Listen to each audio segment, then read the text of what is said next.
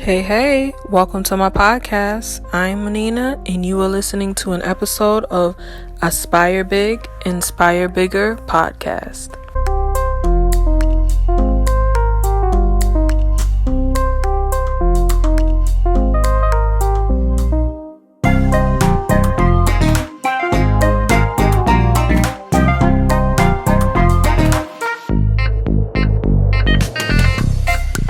Hey guys, welcome back to Aspire Big, Inspire Bigger podcast. I have a new guest today. Her name is Maxine. She is a speech therapist by trade and also a New York-based photographer. Hey Maxine. Hi. How you doing? I'm well today. Thank you for having me. Thank you for coming on my podcast. First, I'm going to introduce the podcast to you. So this podcast is about inspiring others through living life purpose. Part of succeeding in your goals and dreams is having a great support system in self-love. We spoke a little bit about that before, you and I, when I asked you something that's close to your heart, and you talked about having a great support system and how that feeds you and helps you to do the things that you are doing in your everyday life. So just tell us a little about your story, where your journey with self-love started and how your support system really helped fuel you. Absolutely. So self-love, definitely something that's new for me. And I say new like the past maybe 2 or 3 years where I was really advocating for that, really making sure that was a part of my path that I was walking, but also working hard to develop that in myself. So my support system comes from my family, it comes from my friends. And when it came to self-love, or what really brought my attention to that was how I viewed myself and my self-esteem. And growing up, or even just transitioning from a young adult into the adulthood that I'm in now, self-esteem was not the highest qualifier for me. It wasn't my strongest trait. And because of that, my self-love was weak, Even if I was in church, I'm Christian, even if I was having motivational conversations with friends and family, it was hard to even bridge that gap to bring everything that they were telling me to myself. So it's a multitude of different stories that came together. It starts with just me choosing the career that I wanted to go down. I went to art high school, and I identify as an artist. And I went to art high school for fashion at first, but then fashion was full, so the only major that was available was photography and videography. And I was like, okay, let me go ahead because I need to get the credits, Look at that. And it just ended up being a blessing in disguise. I was in the photography course and I just fell in love. It was just a way of telling a story without really saying much. And I would say that was the beginning of me just understanding what I can qualify as beautiful. Then I discovered that my mom used to take pictures in her early age. So I was playing around with her old cameras. Yeah, my mom was, all these pictures that we got in this house, all her. Good to know.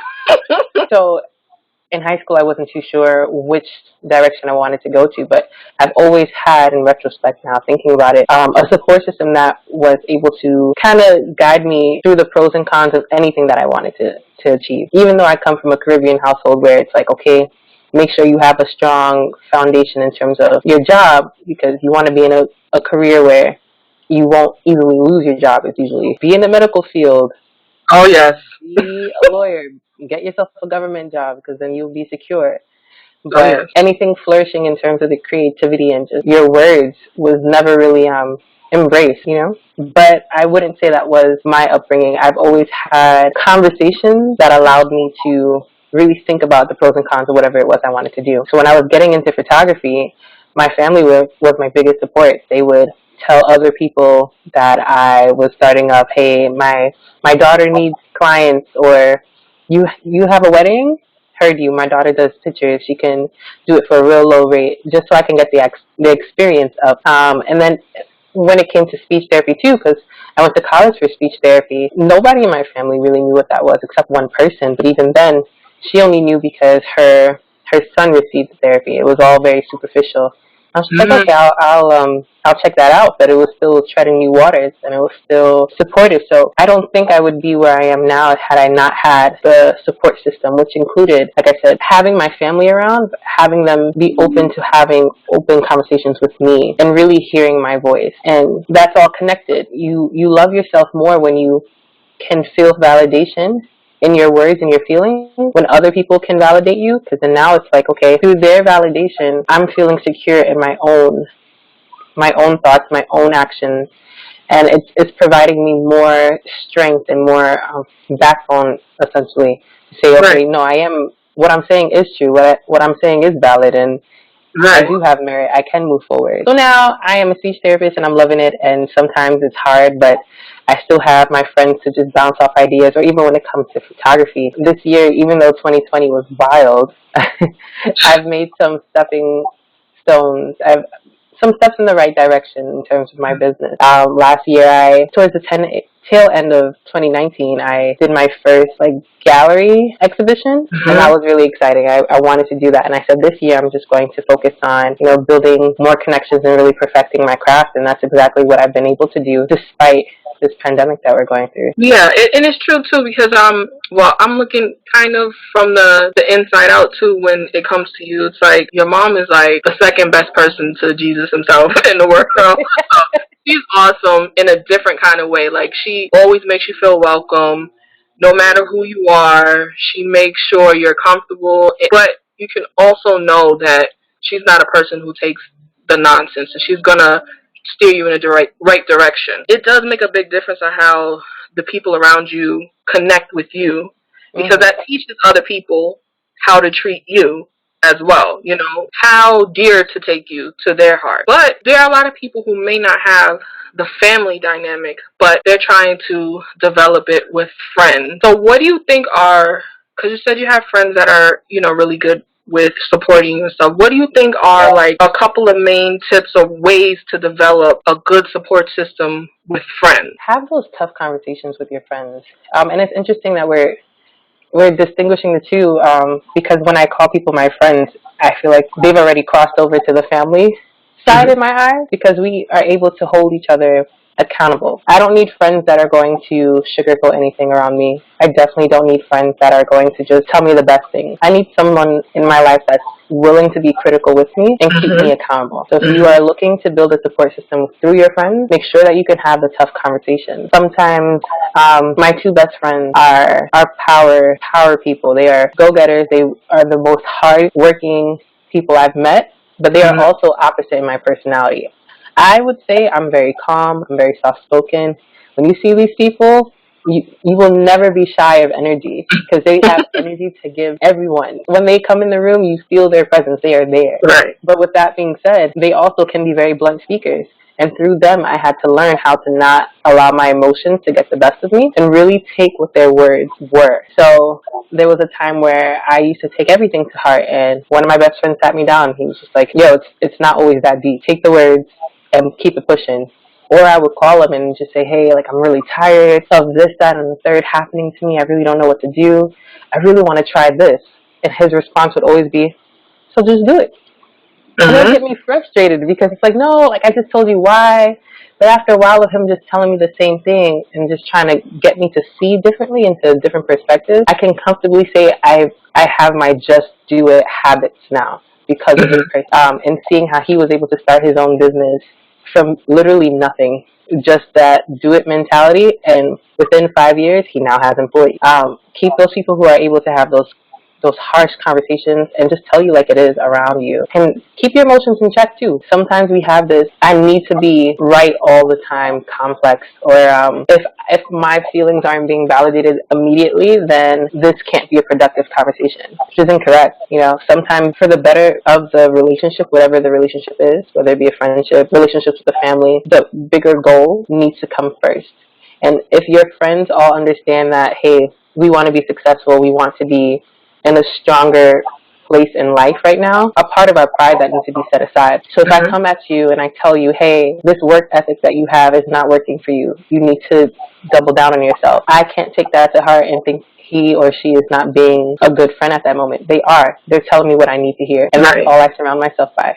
People who are not going to sugarcoat my ideas. People who are going to help me develop my ideas. To go back to that art gallery that I was telling you about, the exhibition that I had, I brought the idea to my friend, and she elevated it tenfold, because she has this very creative director personality in her, and those are the people that I need. Take the idea and help me brainstorm to make it even grander. Not the ones that are just say, yeah, no, that's cool. I'll be there once it's done. Help me through the journey. For me, I have, people who are close to me, and any criticism, constructive criticism from love is seen as an attack. And that's what you said. It's like you have to keep yourself in check. You have to be accountable for your own feelings, and you have to know that everybody is not out to get you.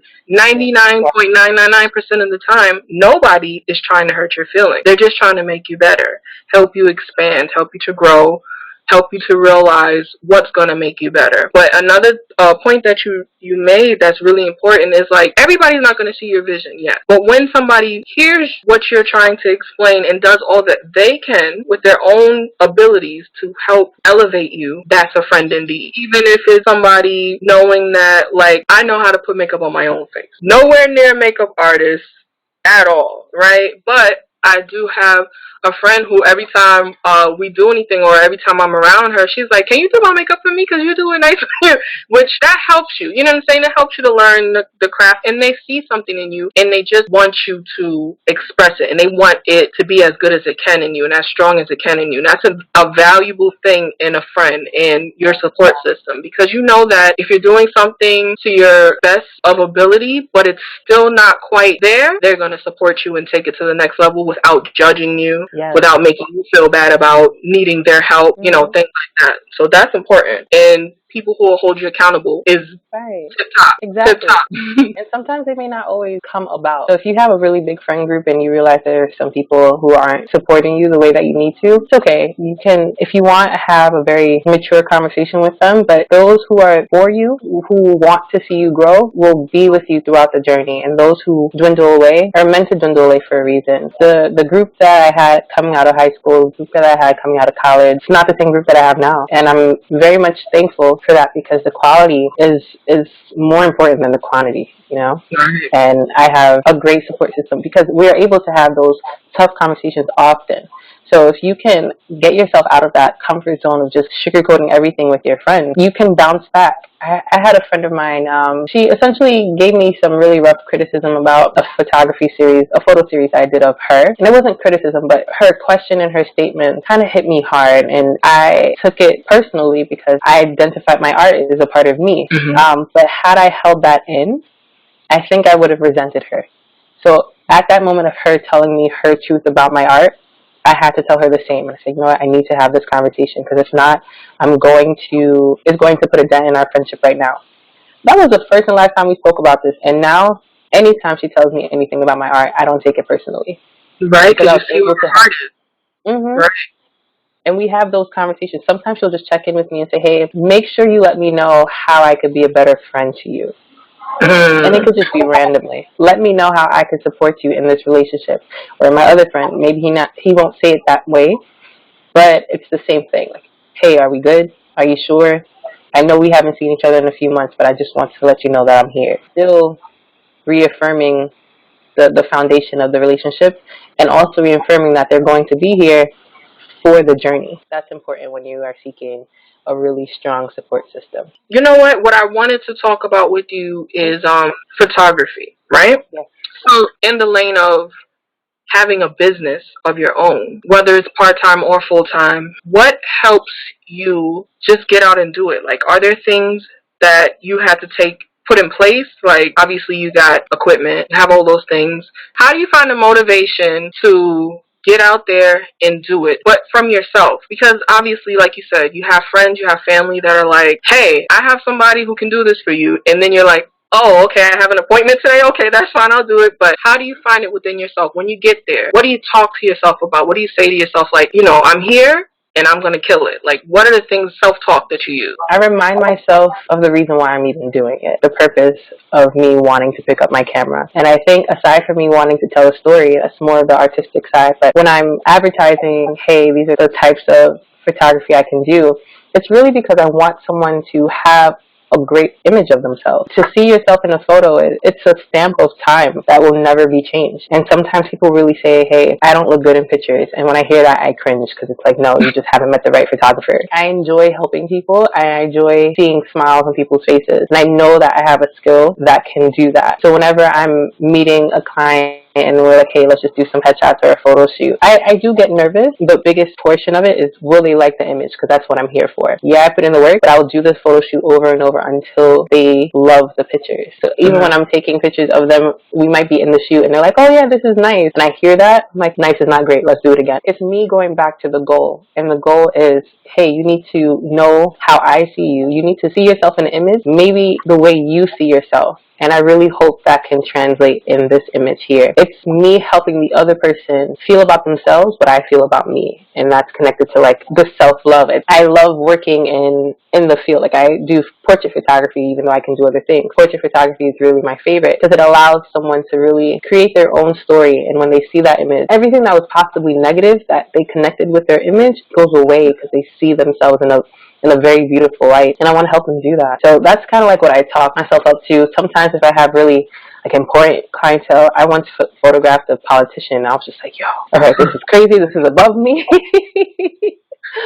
And I just had to talk myself through it, man. It was just like, you got this. And I go back to my spirituality as well. Say, if this wasn't for you, God wouldn't have put this in my hands. This is an opportunity divinely given by God. So I need to make him proud and do this as best as I can, which usually gives me my boost too. So I would say go back to the purpose. Always remember your foundation of why you're even doing what you're doing. And that's going to help you find that motivation. And motivation sometimes is hard. It's definitely seasonal for me. Sometimes someone writes me and it's like, hey, can you take my pictures? And I'm looking at the email like, I really don't want to right now because I have other things in my mind. But then I have to give myself the necessary time. I respond to them adequately because how I'm feeling has nothing to do with the client. Still keep it professional, ask them what they're looking for, and within that dialogue, I might find the motivation again because they have a beautiful idea and I just want to see it executed, or I'll schedule it well in advance to allow myself the preparation I need to get in the mental space to do it. Because at the end of the day, I'm here to service. I have a service,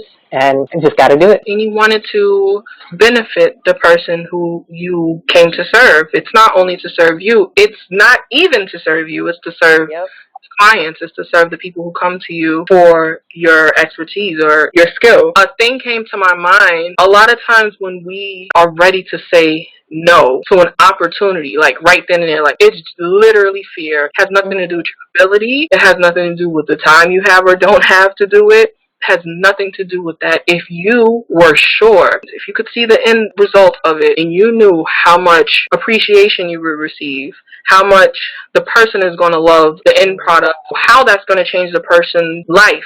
Because one moment that you make someone happy can change the trajectory of their life. It can really change, like how you said, you take a picture of someone and they see something that they've never seen in themselves before, and that can change their life. You know, just think of all the no's as just an extension of fear. And we know that fear has no place here. It has no place in success. Absolutely. It has no place in self-care, love, any of it. The more yes you say, you might feel a little bit more jittery during your day. Yeah. But it will be worth it. The yes is always worth it, you know? Yeah, I have a good friend of mine told me once, know the difference between intuition and fear. And sometimes they look the same. Fear has no place, as you said, fear has no place in you. It's just trying to deter you from getting to the opportunities that's rightfully yours. So really seek and understand yourself. Self-awareness is key to better deciding what opportunities are for you. And also, even though I really look for the positive, the great feelings, I don't get discouraged too when I know like a client may not be entirely satisfied. You know, I still take that as okay, now this could be a growing opportunity for me. What exactly did I do that they didn't like? And maybe sometimes it's not me. Still don't take it personally. You know, that could have been an opportunity or a scenario where I could have easily given up on photography because of that client not liking the images. I once photographed my mentor, and my mentor didn't like the images I gave her. And wow, when I tell you that crushed my spirit. Wow. I gave it a day. Because this person, I was following this person. Like, I love this person's photography, and I had the one opportunity to photograph her, and I didn't execute it as well as I wanted to. However, I gave myself 24 hours. I think Beyonce said this, but 24 hours to soak over it and then get over it and keep on pushing. That's exactly what I did. I gave it 24 hours. I was upset, but I still picked up my camera. I still photograph people. I still aim to do better because I'm always growing. Daily, I am growing. I'm stronger. I'm more knowledgeable than I was when I first picked up my camera, when I first decided that I wanted to be a speech therapist. It's constant growth. So discouragement may come in different forms. Don't feed into it because that's fear. And also back to a point that you made about intuition and fear. For the person who really, really says, I don't know if it's intuition or if it's fear. I have no idea. I haven't acquired that skill. A way for you to really know is fear is not logical. It's based in chaos. Fine. Now, intuition comes in during a time of chaos, but intuition is connecting the dots, knowing that you know, like you said, in your case where you took the pictures, you did the job, and the other person didn't like it. Instead of saying something's wrong with me, you have to realize that that person may not have had a realistic expectation for the outcome. But you have to know when a situation is presenting themselves as something, but it really is not. And you can see that. It's for you to listen. There's a lot of people who have great intuition that don't listen. That's a different story, but it's for you to listen. You know, a lot of times when I meet somebody new, like say dating wise or whatever, and I have a conversation with them, I just need one. Literally just need one. And I know what we're doing here. Nothing. Nice to meet you. You be blessed. Beloved. Be blessed. Go on your way. Yes. Bless you. Be on your way. But it's not because I'm having a fear of commitment.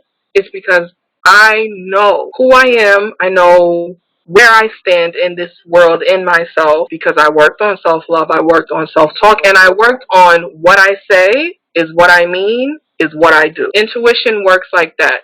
So it's not just a feeling that, you know, it's not just a bell that goes off like, oh, something's wrong here. No, intuition is a whole sentence with a period on the end of it. This ain't for you, sis. Period. All right. We're nearing the end of the podcast, but I play a game at the end, and I have 3 questions for you. Question number 1. What is the best thing about money? 1, it provides security. It allows you to create good memories, or it allows you to buy nice things. I'm going to go with good memories. However, my second best would be security, because ultimately money allows you opportunity, right? And you need money to do anything in this world, frankly, right? But it also does depend on, I think, about your level of, I guess, faith.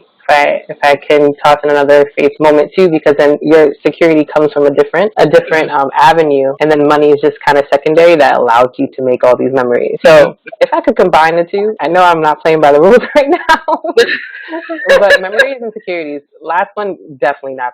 No. I can get nice things, and I didn't even buy it. That's true. Or I can go to the 99-cent store and it'd be nice to me. Exactly. We have a friend who's very resourceful, Anna, and she's like, I got this at you know, like any 99-cent store. It's $3 for these pants. Like, I'm sorry, what? They look so nice on her. Exactly. She looking like $1 million on a $10 budget. Right. Right. For me, I'm gonna security. You don't need money to create good memories, and you don't need money to buy you don't need nice things that cost a lot of money. So for me, it's going to be provide security. I'm big on taking care of myself, and also security is not only about yourself, it's about helping others too. For me, I'd say security, because if I can pay all my bills and then also help someone else to do something that they need, love, or trying out or something like that, that's security to me too. Okay, so question number 2. If you have $5,000 you must spend, how would you spend it? Well, I would probably look into what I could put that down payment for in terms of like getting properties. But if I had to spend it, I would probably put it in some sort of investment account. Yeah, those 2 things. Let the money grow for me. There's nothing that I want that would just be momentary, if that makes sense. So if I could get a house on like little to nothing down, that $5,000 would be wonderful. Right. I mean, there's ways. That's exactly my answer to. I would do stock. I'll put all of that. That would be good. You know, let your money work for you. Okay, last question. If you dropped everything and went on a road trip, where would you go? I've been having conversations about Dallas a lot. Specifically, a good friend of mine. He loves it, and he talks about going there all the time. So hearing his stories just makes me want to go and like travel, do a road trip through all those states that bring us to Texas. I don't know where I would go on a road trip. Good old road trip. Maybe California. I've been wanting to go to California for years, so California. I'll take a road trip. That would take How long is California from here? A couple of days? I would Pretty say much. a good week. Yeah, take some stops, Oh, go get some really great food. There's lots of restaurants on the side. yeah.